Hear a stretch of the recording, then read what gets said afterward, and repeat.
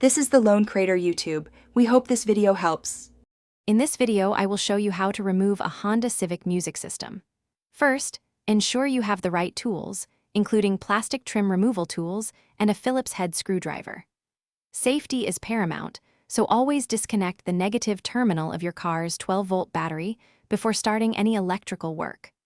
Also, place a soft cloth over your dashboard and console to prevent any accidental scratches during the removal process. This preparation ensures a smooth and damage-free experience. Next, we'll focus on removing the dash panels. Using your plastic trim removal tool, carefully pry around the edges of the trim surrounding your stereo. Work slowly to avoid breaking any clips.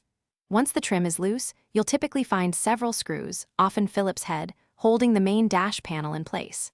Remove these screws, then gently pull the panel away, disconnecting any wiring harnesses attached to it, such as those for hazard lights or climate controls. Now that the dash panel is out of the way, you can access the stereo unit itself. You'll usually see 4 screws, 2 on each side, securing the stereo to its mounting brackets.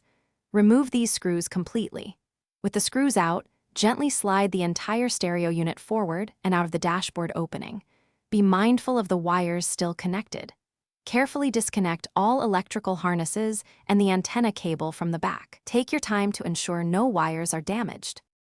Before reassembly or installing a new unit, take a moment to inspect all the wiring and connectors for any signs of wear or damage.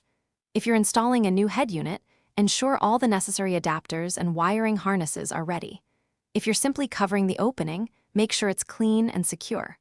Remember to check the description for a link to a fantastic book that can truly change how you think about money, as well as other great deals. Reconnect your battery, test everything, and enjoy your updated setup. Thanks for watching. Consider subscribing if we helped you.